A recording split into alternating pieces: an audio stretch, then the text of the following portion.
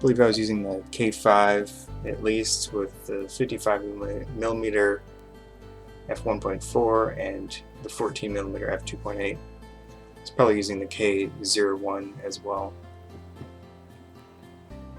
So the first one here, I like this photo. That was with the 55 at f2.2. Nice thin depth of field for that situation. I really like the photos that you can get that thinner depth of field but also have a full person in view. So that's generally with lenses like the 55, 85 in a small, in a larger aperture. Another similar photo, probably some of my favorite style that I try to achieve in that, but nice kind of a offset subject here. I think it works well. Similar photo. Another one this side this time, and you've got this stream, large stream, small lake type thing in the background. There's another one that I liked. Nice close-up photo, again with the 55 f2.5. It's pretty close. And then here's one that didn't turn out. That was, of course, again with the 55. Each group that I'll go through is with a different camera and lens setup. So this one here, you can see blown highlights. You know, there's not much of a way to get around that besides underexposing a great deal or using some type of large flash setup. Again, here my settings were off or something and blew out the whole photo itself.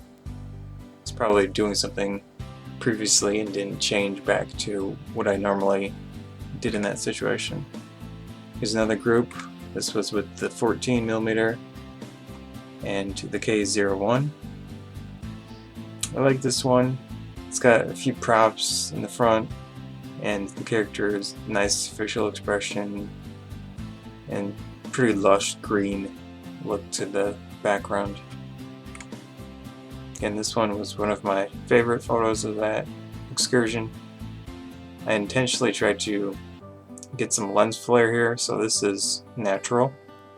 Of course, the lens flare is reflection from the elements inside the lens.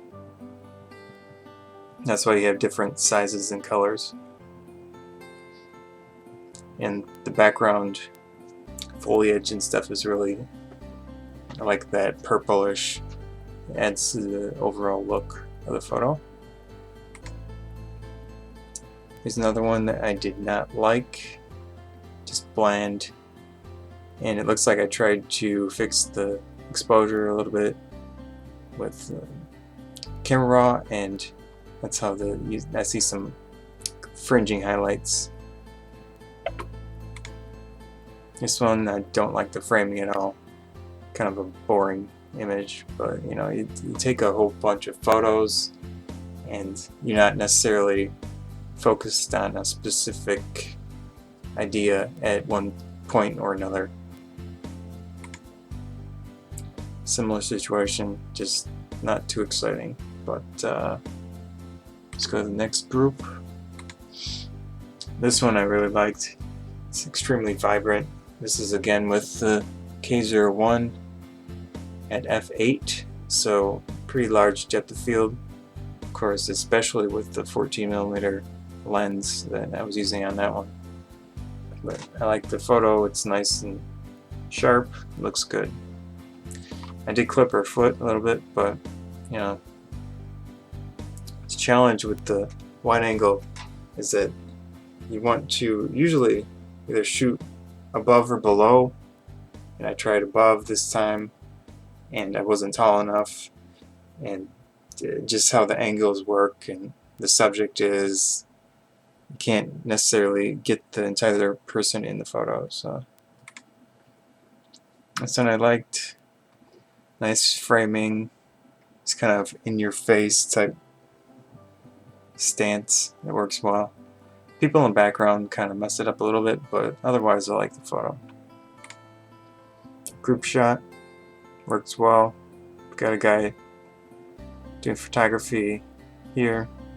Kind of adds an extra layer of the event documentary style look to it. Pretty decent. Sky isn't blown out. This one didn't work out. In this situation, the trees were, casting dark shadows and bright areas, the light through the trees, and it's a challenge to get a decent image in that situation. This one here, a lot of people were walking past on that bridge, so I always had to frame it in such a way that to avoid getting people in that photo.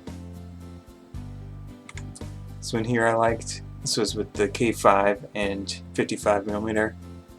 Again, with the thinner depth of field, full body images. Like I said, one of my favorite styles to try to achieve. And I like this photo. Nice framing. The foreground was intentional. I wanted to get some depth to the photo, and I think that adds to it. That is probably one of the better ones of the group.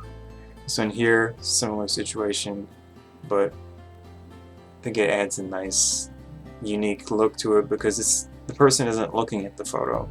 You've got a situation where you can kind of imagine some type of scene happening.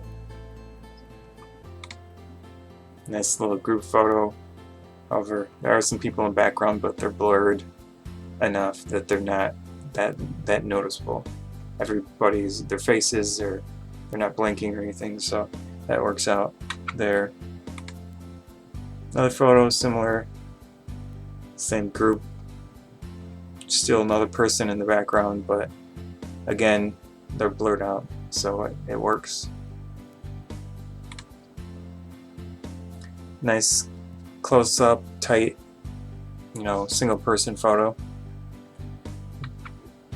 That was at f2.8, so I didn't go too far. It must have been, when you get closer, it's a little bit more challenging to get enough depth of sharpness in your photo. Here's another one of my favorite images of that group, that day. Just a fun picture with this cosplayer and my friend's camera lighting setup. Another photo with this cosplayer, again, pretty decent. I like the framing, he has a nice pose. In background, people are in the background, it was pretty challenging in that situation, but this one worked out. So this one I didn't like. Of course, again, with the people, it's pretty challenging. We didn't stay there too long, but we stayed long enough to try to get some decent photos on that bridge. Another one I didn't like. Too much dynamic range or contrast between the darks and lights of the scene. So it was extremely bright. This was back in the summertime, 6/2/2012. So you can't always get what you're trying to achieve in some situations. This one here, my aperture should have been smaller so I could get him in focus as well as him. It was at f2.2, so definitely should have gone 5.6 or 8. But then you've got people in the background, so probably wouldn't have worked out anyways. So that was it for this photo excursion. It's a place called Chicago Botanic